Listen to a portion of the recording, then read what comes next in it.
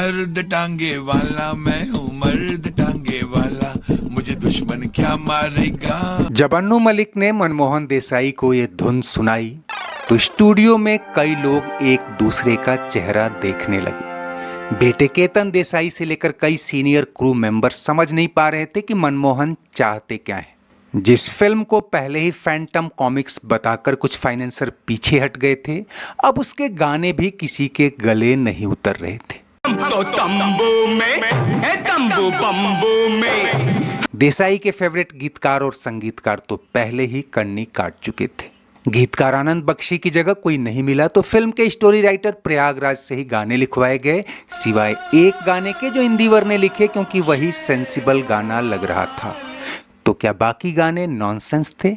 जी, कुछ ऐसा ही कहा गया था, लेकिन खुद मनमोहन देसाई अड़ गए कि हो तो हो, मुझे नॉनसेंस गाने ही चाहिए। संगीतकार लक्ष्मीकांत प्यारेलाल ने खुद कदम पीछे खींचे या देसाई ही कुछ नया करना चाहते थे, इस बारे में तमाम नैरेटिव्स हैं। लेकिन IMDb ट्रिविया की माने तो इस फिल्म के लिए जब देसाई लक्ष्मीकांत प्यारेलाल से मिलने उनके होम स्टूडियो गए तो उन्हें काफी इंतजार कराया गया और वो इतने नाराज हुए कि उल्टे पांव लौट आए। और शायद यही वजह हो, ये जोड़ी हमेशा के लिए वहीं टूट गई। खैर, जिस नए संगीतकार अन्नू मलिक पर मनमोहन देसाई ने दांव लगाया, उसने कहानी, कैरेक्टर, सिचुएशन और पहले से लिखे कुछ गीतों के मुताबिक फंकी धुनें तैयार कर दी। लेकिन अब असली चुनौती की गवाएं किससे? किशोर कुमार गाने को तैयार न थे और देसाई अपने फेवरेट रफ़ी साहब की गैर मौजूदगी में जिस अनवर हुसैन को अपना बेस्ट बेट मानकर चल रहे थे, अब वो भी भाव खा रहे थे। कई सिंगर्स को लग रहा था कि फिल्म के गाने इतने बेतुके और वाहियात हैं कि इससे उनके प्रोफाइल पर डेंट लग सकता है। फिर देसाई ने अन्नू मलिक से कोई नया सिंगर ढूंढने को कहा, शर्त यह कि उसकी आवाज मोहम्मद रफ़ी से मेल खाती हो। मनमोहन जी ने बोला, मैं तुझे पिक्चर दे रहा हूँ, मुझे पहला गाना रिकॉर्ड करना, रफ़ी साहब की याद चाहिए मुझे। और किसी ने बोला एक बहुत सुरीला लड़का है, आया हुआ है कलकत्ता से। मैंने बोला कहाँ रहता है यार? बोला कोई गोरेगांव की तबेले के वहाँ। गोरेगांव के तबेले के पास रहने वाला ये लड़का अभी नया नया मुंबई में आया। उसने ओडिया फिल्मों में कुछ गाने गाए थे और संगीतकार स्वपन सेन गुप्ता के मार्फत ही उन दिनों अंबर फिल्म में एक हिंदी गाना गाया था। लेकिन यहाँ तक भी उसके ऊपर एक रेस्टोरेंट सिंगर का ही ठप्पा लगा था जो रफ़ी के गाने गाकर लोगों का मनोरंजन किया करता था। कोलकाता के गालिब रेस्तरां में आने वाली कुछ लोकल फिल्मी हस्तियों की नज़र जब इस गायक पर पड़ी तो वहां से उसे छिटपुट काम मिलने शुरू हुए। और अब जब ये मुंबई आ चुका था, एक रात अन्नू मलिक के रूप में जब भाग्य खुद उसका दरवाजा खटखटा रहा था तो अन्नू मलिक की जुबानी ही सुनिए क्या हुआ। बोला मैं अन्नू मलिक हूँ। अरे बाप रे बाप रे बाप रे, रोने लग गया। कल सुबह आपको फेमस तारदेव आना है। एंड वो सुबह 9 बजे पहुंच गया था और उसको 2 घंटे गाना सिखाया मैंने। और जब उसने गाना गाया, मर्द टांगे वाला, मैं हूँ मर्द टांगे वाला, मुझे दुश्मन क्या मारेगा। लेकिन कहानी यहाँ खत्म नहीं होती दोस्तों। यहाँ से उड़ान भरने वाला डमी रफ़ी न केवल अगली कई फिल्मों में अमिताभ बच्चन की आवाज बन गया, बल्कि 80 और 90 के म्यूजिक ट्रैक पर ऐसा छाया कि मोहम्मद रफ़ी तो नहीं, लेकिन अपनी हाई पिच आवाज से दूसरा रफ़ी कहलाने लगा।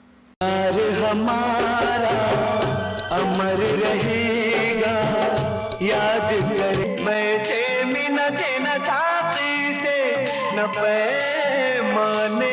आज कल याद कुछ और रहता नहीं। मोहम्मद अजीज ने मर्द में 2 गाने गाए थे। एक तो ये टाइटल सॉन्ग जिससे बड़े गायक छिटक रहे थे और दूसरा ये गाना जिसे गाने के बाद उसे भी लगने लगा कि कहीं उठान से पहले ही उसका करियर डूब न जाए। लगाए बैठे हमको तंबू में बम्बू लगाए बैठे। लेकिन दिलचस्प बात यह कि जिस गाने को 2 अर्थ थी, अश्लील और न जाने क्या क्या कहकर खुद मनमोहन देसाई की आलोचना की गई और अमिताभ बच्चन पर लानतें भेजी गईं, वो इतना हिट हुआ कि फिल्म को भी सुपरहिट बनाने में इसका कम योगदान नहीं था। अमिताभ बच्चन पर मोहम्मद अजीज की आवाज कुछ ऐसी फबी कि आखिरी रास्ता के सारे गाने इसी गायक के नाम रहे। गोरी का साजन, साजन की गोरी, रोजी शुरू। और शहंशाह से लेकर खुदा गवाह तक मोहम्मद अजीज ने अमिताभ बच्चन के लिए कई हिट गाने गाए। तू मुझे कबूल, मैं तुझे कबूल, हालांकि मोहम्मद रफ़ी के खाली स्पेस को भरना मुमकिन नहीं था, लेकिन उनकी रिप्लेसमेंट की कोशिशों के तौर पर कई दूसरे गायक आते जाते रहे। अनवर से लेकर शब्बीर कुमार तक ने कई बेहतरीन गाने गाए, लेकिन मोहम्मद अजीज ने 80s के लेटर हाफ और 90s के रोमांटिक फेज में अपने सुरों को जो ऊंचाई दी, उसे उस दौर के लगभग सभी फिल्मकारों और कलाकारों ने भुनाया। सारे शिकवे गिले भुला के कहो। अमिताभ, धर्मेंद्र, जितेंद्र, राजेश खन्ना, मिथुन चक्रवर्ती, ऋषि कपूर, गोविंदा से लेकर तमाम नए पुराने एक्टर्स के लिए मोहम्मद अजीज ने कई यादगार गीत गाए। तुझे रब ने बनाया किस लिए, किस लिए फूल गुलाब का लाखों में हजारों में तुमसे बना मेरा जीवन। सुन तो छोड़िए, जिस दिलीप कुमार को कभी मोहम्मद रफ़ी ने ट्रेजेडी किंग बनाया था, वो दशकों बाद इस नई आवाज के दम पर ताल ठोक रहे थे। दिल दिया है जा भी देंगे ऐ सनम, इमली का बूटा मेरे का पेड़। 1990 के आसपास तो एक ऐसा फेज भी था जब एक साल में सबसे ज्यादा फिल्में और गाने मोहम्मद अजीज के नाम रहे। जिस लक्ष्मीकांत प्यारेलाल ने मर्द फिल्म से कन्नी काट ली थी, उसी के सो कॉल चीप गानों से निकला ये गायक अब उसी लक्ष्मीकांत प्यारेलाल का पसंदीदा गायक बन चुका था। उन्होंने अजीज के साथ करीब 250 गाने रिकॉर्ड किए। तू कल चला जाएगा तो मैं क्या करूंगा।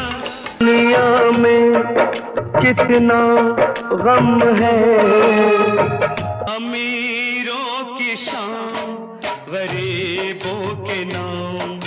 कई संगीतकारों ने मोहम्मद अजीज को रेयर वोकल रेंज में शुमार किया, जो 7वें सुर तक बेइंतहा ऊंचाई दे सकता था। मोहम्मद अजीज ने उस दौर की सभी बड़ी गायिकाओं लता मंगेशकर, आशा भोसले, कविता कृष्णमूर्ति, अनुराधा पौडवाल के साथ एक से बढ़कर एक सुपरहिट गाने गाए। इसी आवाज के दम पर गुलशन कुमार ने अपने म्यूजिक एल्बम साम्राज्य की बुनियाद रखी। लाल दुपट्टा मलमल का, अब दवा की जरूरत नहीं, अब दवा न फनकार तुझसा तेरे बाद आया। और उस गीत के बिना तो हमारी आज की कहानी अधूरी रहेगी दोस्तों।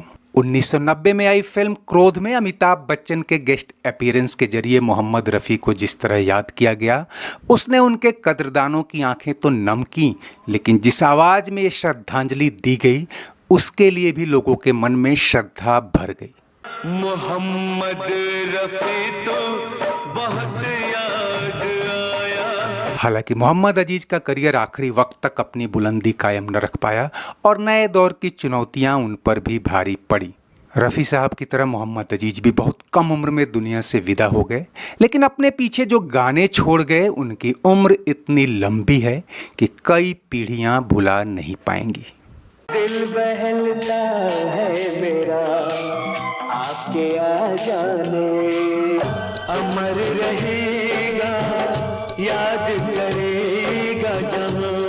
इस बात का गवाह खुदा, खुदा गवाह। तुम मुझसे खफा न होना, कभी मुझसे जुदा न हो, छोड़ेंगे न हम तेरा साथ, ओ साथी मर के दम। बस आपकी याद आने के बाद न फनकार तुझसा तेरे बाद